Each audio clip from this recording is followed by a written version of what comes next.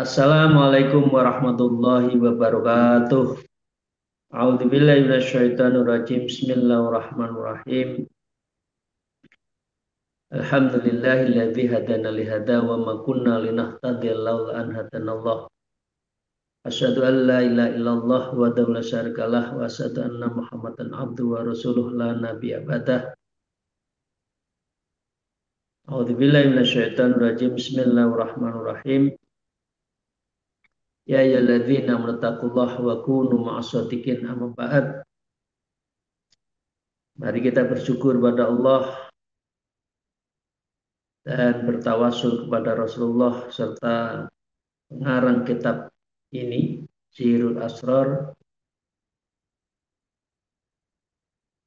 Syekh Abdul Qadir Jailani. Semoga kita mendapatkan ilmu yang bermanfaat. Wa nafa'na bihima fi ulumiyya fid dharain. Amin ya rabbal alamin. Dan mari kita bersolawat. Alhamdulillahirabbil alamin ala kulli halin wa ni'matin. Para jamaah rahimakumullah. Hari ini melanjutkan kitab Syihrul Asrar setelah Rasulullah kemarin mengakhiri dari ngaji terdahulu. Beliau bersabda, "Ummi li ajli ummatil ladzi fi akhir zaman." Aku sangat sedih memikirkan umatku yang hidup di akhir zaman. Saya kembali pada satu pertanyaan, sedihnya mengapa? Sedihnya karena dua hal. Satu, sangat konsentrasi urusan dunia dan tidak menjalankan semua ketamaman atau kesempurnaan kita beragama. Padahal di dalam Al-Maidah ayat 3 itu kan disebutkan a'udzubillahi minasyaitonirrajim al-yauma akmaltu lakum dinakum wa atmamtu 'alaikum dinakum wa raditu lakumul Islam dinan. Jadi ayat terakhir itu menyebutkan Islam sudah sempurna dan saya, kata Allah, ridho agama ini menjadi agama. Kesempurnaan itu adalah iman, Islam, ihsan, akidah, syariat, tasawuf. Tapi seringkali manusia hanya menjalani satu sisi saja, syariat dan keimanan saja, tapi tasawufnya, ketarekohannya, ilmu-ilmu batiniahnya tidak dijalankan. Nah, karena itu mari kita lanjutkan. Wa qala al-mu'allif fi hadzal kitab wa nabiyma bi ulumiha fid dharain amin ya rabbal alamin. Fal ilmu munazzalu alaina ilmani. Syekh Abdul Qadir mengatakan bahwa ilmu diturunkan kepada kita itu ilmani, ada dua. Apa itu? Zahiron wa batinon. Ilmu yang mendasarkan zahir dan ilmu yang mendasarkan pada amaliyah-amaliyah batin. Mahwa as-syari'atu wal ma'rifah, yaitu syariat dan ma'rifah. Jadi tidak bisa kita syariat saja dan ma'rifat harus kuat di dalam syariat. Jadi nggak cukup kita hanya syariat. Fa'amara bisyari'ati ala dhahirina, untuk jasad kita, ya, maka diperlukan ilmu-ilmu syariat. Wabil ma'rifati ala batiniha, dan untuk ilmu amalan batiniah maka yang dibutuhkan adalah ilmu-ilmu batin kalau menyangkut ma'rifat.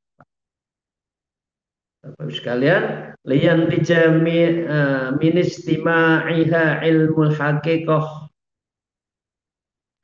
itu semua kalau dipadukan menghasilkan ilmu hakikat. kalau dua itu dikuatkan, syariat dan ma'rifat. Kama qala Allah Ta'ala, seperti yang disampaikan, apa yang difirmankan oleh Allah. A'udzubillahi minasyaitonir rajim. Marujal bahraini yaltaqiyani bainahuma yarzakhun la yabghiyan. Allah membiarkan dua lautan mengalir, yang keduanya ketemu. Dalam arti ilmu-ilmu syariat ma'rifat, ketemunya antara syariat dan ma'rifat.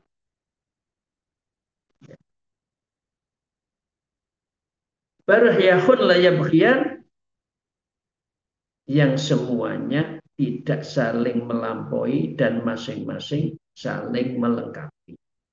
Surat Ar-Rahman ayat 50, surat ke-55 ayat ke-19 dan 20. Artinya ayat ini mengajarkan pada kita bahwa syariat ma'rifat ketemunya syariat ma'rifat akan menemukan namanya hakikat. Maka dengan demikian, wa illa bi mujarradi, jika tidak dipadukan, artinya ilmu zahir batin, la tahsulul haqiqah.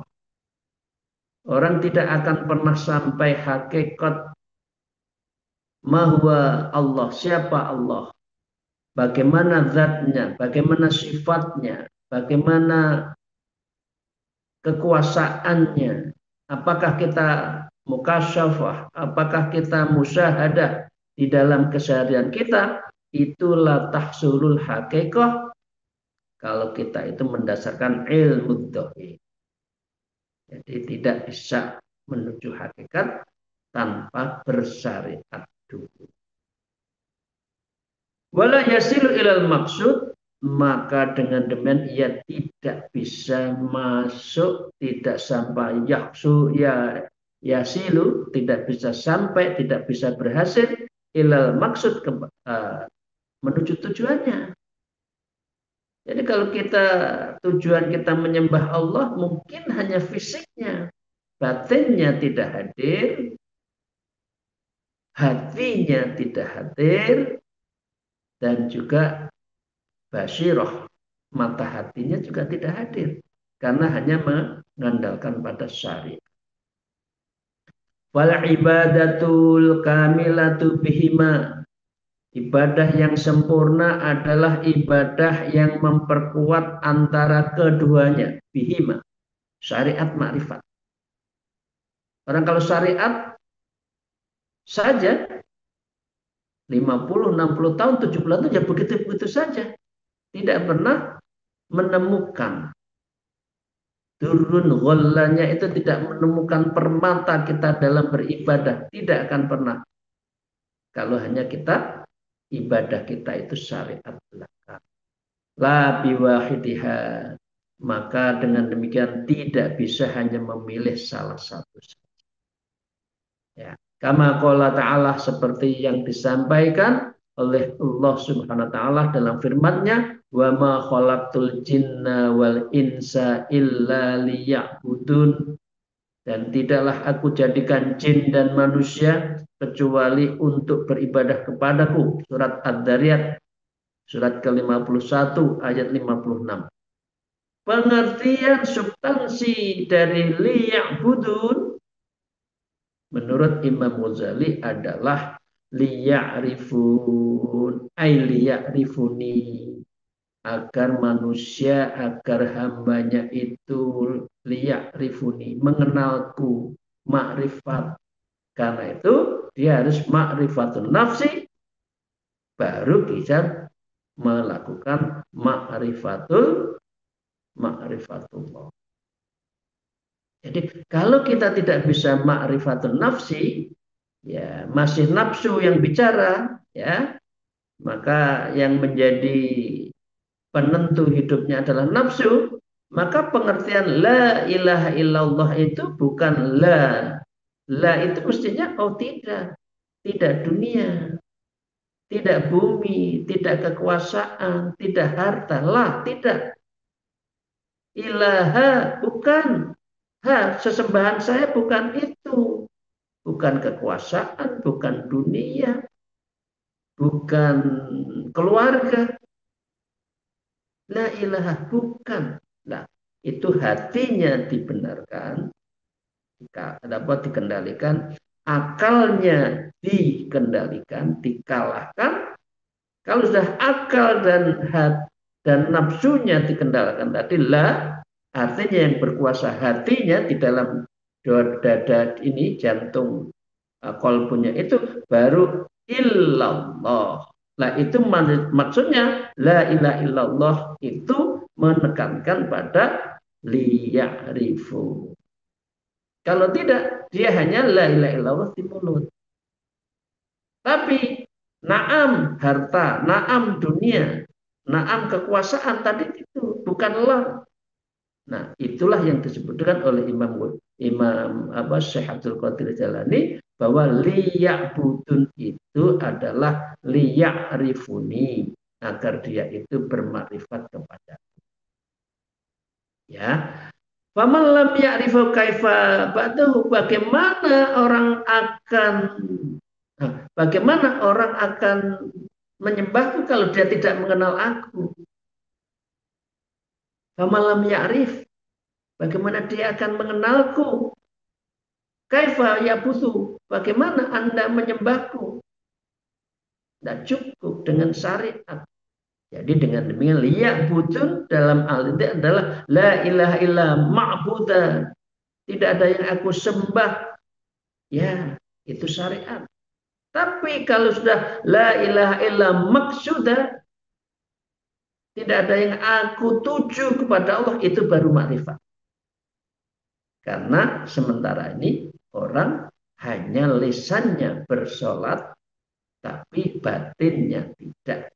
Karena itu oleh Imam Mujali disebutkan, "Faman lam ya'rifhu, kaifa ya'buduhu?" Kalau kamu tidak mengenalku, bagaimana kamu menyembahku? Nah, kira-kira itu ya apa yang disampaikan oleh Syekh Abdul Qadir Jalani. Wal ma'rifatu innama tahsulu bikasfi hijabin nafsi. Sebab bagaimana orang beribadah kepadaku jika tidak mengenalku. Makrifat itu sendiri hanya dicapai dengan menyingkap hijab dan nafsunya tadi. Karena la-nya itu diganti na'am, ya dunia, ya kekuasaan, ya jabatan. Bukan la dunia, bukan. Tapi ya dunia.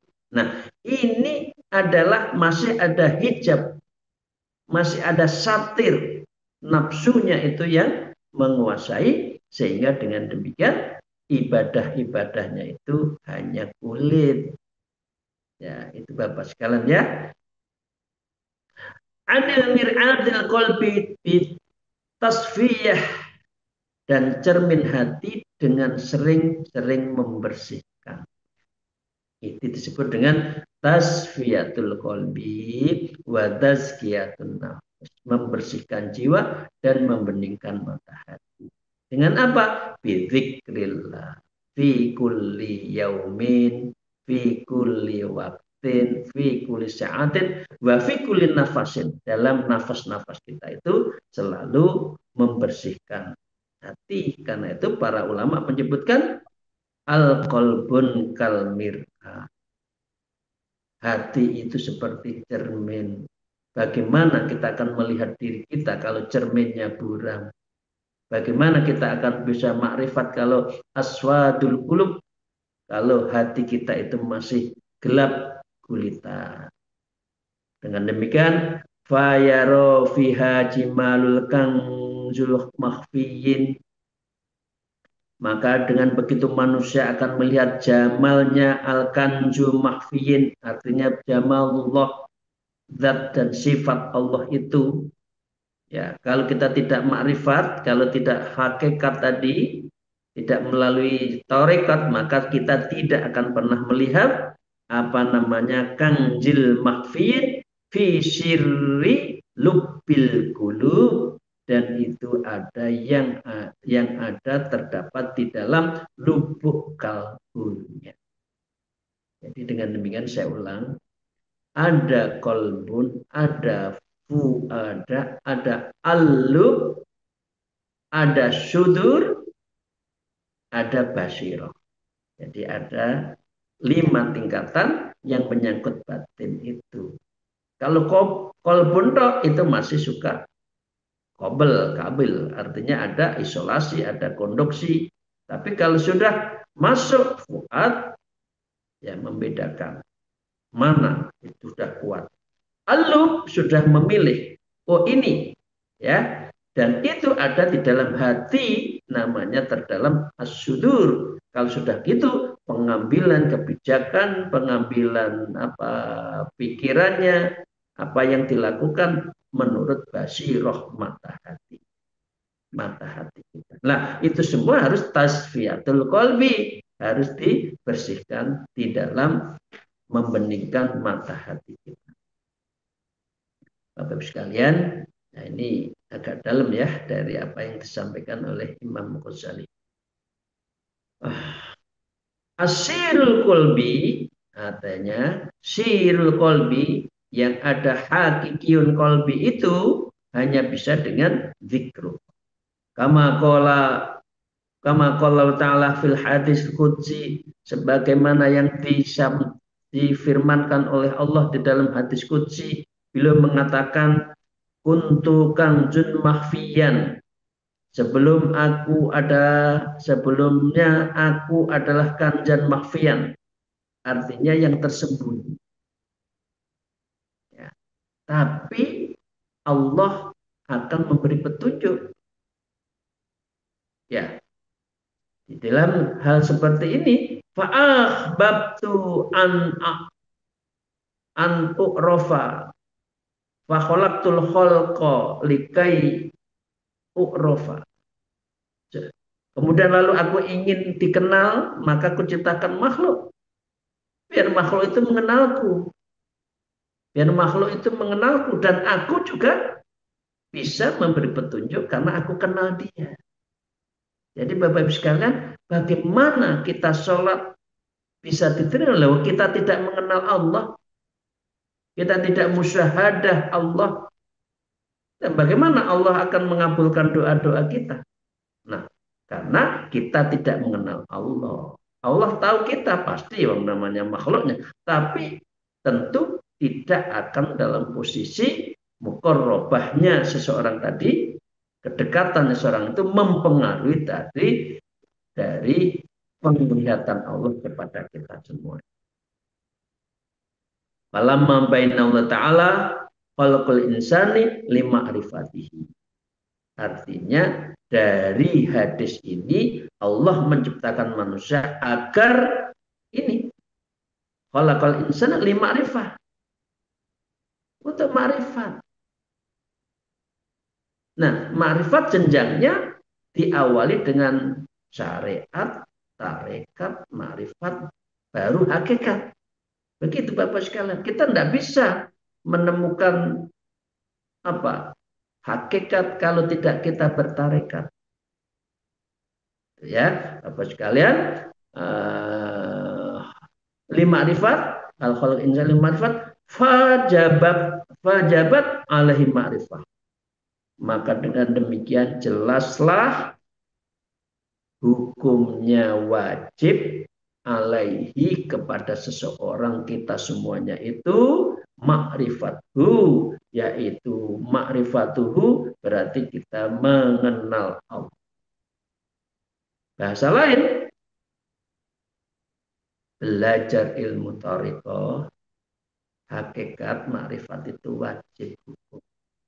Karena wa ma khalaqtul jinna wal insa illa liya'budun, bahwa kita diciptakan untuk beribadah. Karena itu,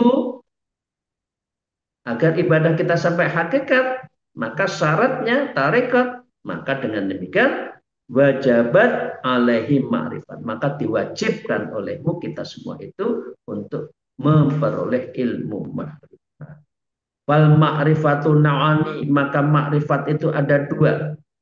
Ya, ma'rifatu sifatillah, makrifat di dalam sifat-sifat Allah, kamaliatu sifat Allah yang maha sempurna, tidak ada sedikit pun kekurangan Allah.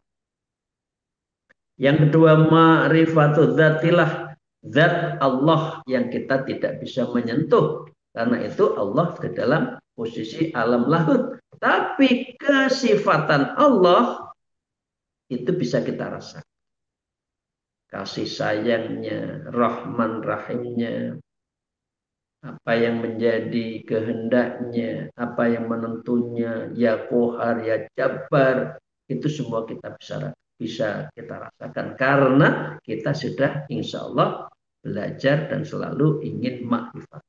Baru kita bisa merasakan. Karena itu ada di dalam makomnya itu ada muraqabah af'al sifat ma'iyah dari Allah Subhanahu.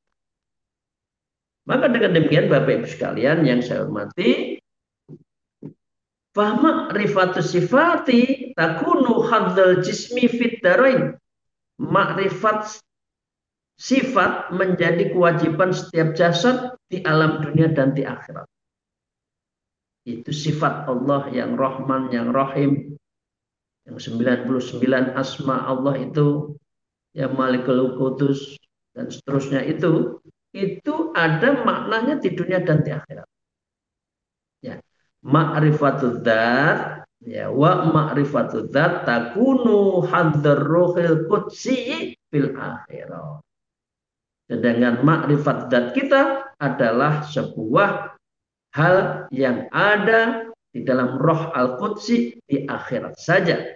Sebagaimana Allah berfirman, ya kama qala Allah Ta'ala, wa ayyadnahu bi ruhil qudus. Aku perkuat manusia dengan roh kudusku. Nanti di akhirat surat Al-Baqarah, ya Al-Baqarah ayat 87. Dari itulah yang disebut kita nanti di surga. Kalau orang bermakrifat itu liqa'illah, itu akan berjumpa Allah. Karena itulah seindah-indahnya bagi hamba kalau berjumpa dengan Allah. Dan itu adalah ma'rifatul dzat, dan itu nanti di akhirat. Maka dengan demikian Bapak Ibu sekalian, wahatanil ma'rifatini la tahsula la tahtulani illa bil ilmaini. Maka makrifat sifat dan makrifat dzat, artinya makrifatani dua-duanya itu, ya la tahsulani tidak akan sampai, tidak akan dapat dikuasai kecuali apa? Kecuali ilmu ini, ilmu yang dua tadi, lahir dan batin. Maka dengan demikian Bapak sekalian yang saya hormati, Imam Ghazali menyebutkan begini, Bapak sekalian, wa zahiran wa batinan tadi, ilmu zahir batin, fa in kullu zahiran lahu batinan wa aksahu. Maka sesungguhnya keduanya itu memiliki hubungan yang erat, saling melengkapinya. Fasyari'atu zahirul haqiqah, maka syariat adalah lahirnya hakikat. Wal haqiqatu batinuha, dan hakikat itu ada di batinnya, ya. Maka wahuma mutalazimani maknan, dan kedua hal itu saling meniscayakan, tak bisa dipisahkan antara satu yang lain. Jadi untuk mendapatkan membakar hakikat, katakan contohnya kelapa, hakikatnya kelapa kan minyak, maka batoknya minyak itu, batok, ya itulah syariat. Syariat melindungi dari hakikat tadi. Artinya apa? Artinya kelapa yang itu yang akan kita diparut menjadi minyak itu kan harus dibungkus dengan batok. Lah batoknya itu syariat. Kalau hakikat tok, kelapa saja tidak dibungkus, nanti jadi bungkil. Nah, itulah Bapak Ibu sekalian disebutkan bahwa fasyari'atu bil hakikah atilah. Maka kalau orang Ya, maaf kita semua ya, sudah 50, 60, 70 tahun ini kok syariat saja ya. Bila hakikoh tidak mau bicara tentang syariat tarekoh, untuk hakikat itu atilah. Apa artinya? Ayu khaliyatun minas samarot, seperti buah, seperti pohon tanpa buah. Jadi memang dalam posisi ini wajib hukumnya bertarekoh untuk mengenal Allah. Tapi sebaliknya hakikatun bila syariah batilah. Tapi kalau orang hanya hakikat saja tanpa menjalankan syariat, itu juga batil. Itu juga akan sia-sia. Aila ghiyatun la khaira fiha, maka dia tidak ada kebaikan di dalamnya. Maka wala hasilalaha, maka orang yang bertorikoh, berhakikat kok tidak menjalani syariat, itu juga akan sia-sia.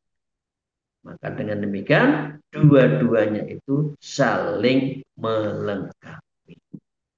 Bapak sekalian yang saya hormati, pentingnya kita memiliki ilmu dua tadi, ilmu zahir, ilmu batin, ilmu syariat, ilmu ma'rifat. Wasilahnya apa? Bertoreko. Nah, karena itu la malatul wajib illa fihi, bahwa wajib ma'rifatullah itu wajib. Sedangkan syarat ma'rifat itu harus bertoreko, maka bertoreko hukumnya juga wajib. Nah, itu Bapak sekalian yang harus kita semua jalan. Bapak sekalian, kita lanjutkan. Dua-duanya kita tidak bisa makrifat kalau tidak menjalankan dua ilmu batin. Kama qala Rasulullah SAW, al-ilmu ilmani. Ya, seperti yang disampaikan oleh Rasulullah, ilmu itu ada dua. Ilmu bil lisan. Yang pertama adalah ilmu yang didapatkan karena amalan-amalan lisan. Jadi kalau sholat kita kan ada amalan yang bil lisan. Fatihahnya, suratnya, niatnya.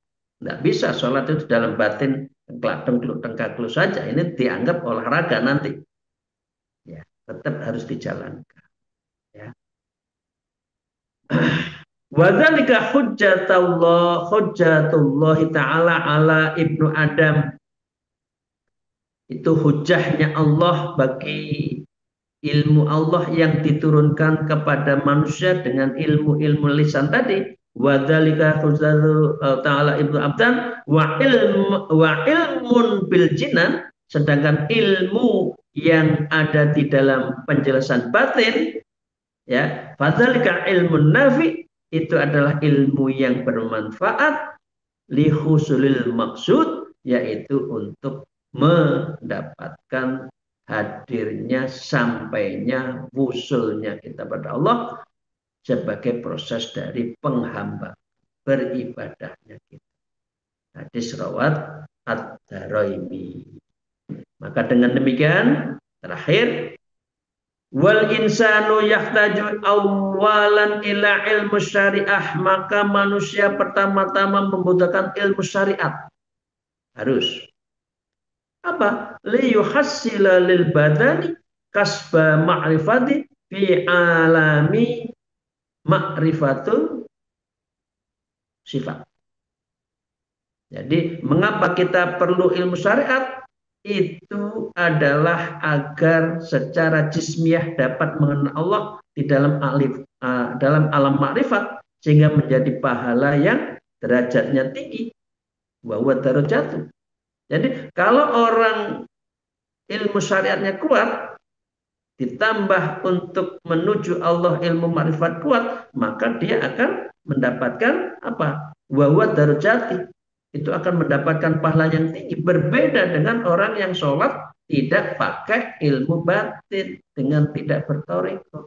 Maka boleh baik benar sholat, tapi tidak sempurna karena tidak litaksulu, dia tidak akan sampai, tidak akan menghasilkan liya'rifunya itu, Bapak Ibu sekalian. Tsumma yahtaju ila ilmu batin, selanjutnya manusia membutuhkan ilmu batin, Untuk apa? Liyuhassilar ruhi lirruhi kasba ma'rifati fi alamil ma'rifat. Ya, maka kalau dengan demikian tadi ilmu batin itu, maka kita akan bisa mendapatkan ruh, substansi yang itu semua adalah ilmu ma'rifati fi alamil ma'rifat, di dalam alam makrifat itu. Wadzalika la tahsulu illa bitarki rusumat. Semua itu tidak akan dapat dicapai kecuali dengan meninggalkan perbuatan rusumat. Ya, rusumat ini adalah perbedaan antara rusum dan akhlak begini. Kalau rusum adalah perbuatan yang dilakukan karena motif dan paksaan antara lahir dan batin. Pelakunya bertentangan serta tidak memiliki makna. Artinya sholatnya terpaksa. Jalan-jalan karena diperintah. Nah, tapi kalau sudah akhlak, sedangkan akhlak adalah perbuatan berpuji tanpa paksaan dan motif, serta antara lahir dan batin itu tidak ketemu. Jadi kalau bapak-bapak sholat ngantuk, sholat terpaksa itu masih rusumat. Meletakkan kewajiban bukan kebutuhan kita. Tapi kalau orang sudah thariqah, sudah makrifat, sholat menghamba pada Allah itu kebutuhan. Sehingga itu adalah bagian dari apa yang diperintahkan oleh Allah, dan itu menjadi apa prinsip kerasulan Allah itu adalah innama bu'istu liutammima makarimal akhlak. Kalau sudah akhlak itu adab, adab itu adalah inti dari ajaran yang menyangkut kedekatan kepada Allah, karena adab itulah fauqal ilm.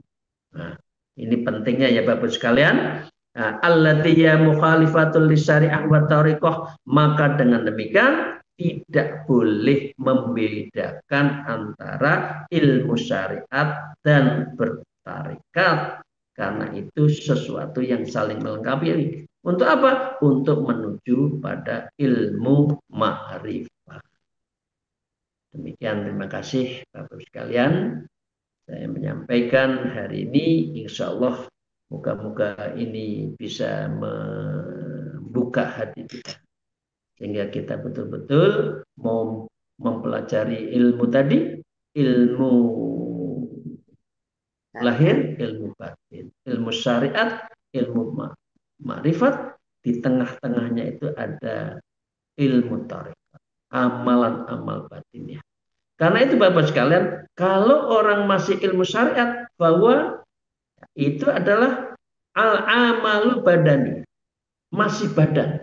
Tapi kalau sudah orang tarekat, amal batin, amal-amal batin. Kalau sudah hakikat, amal dzauq, amalan rasa. Dan itu bisa dirasakan semakin kita muraqabah pada Allah, semakin kita muqarrabah pada Allah, maka kita semakin mencintai Allah dan Rasul. Demikian, terima kasih. Mohon maaf atas segala kekurangan saya. Akhirul kalam, al-afu minkum, wallahul muwafiq ila aqwamit thariq. Assalamualaikum warahmatullahi wabarakatuh.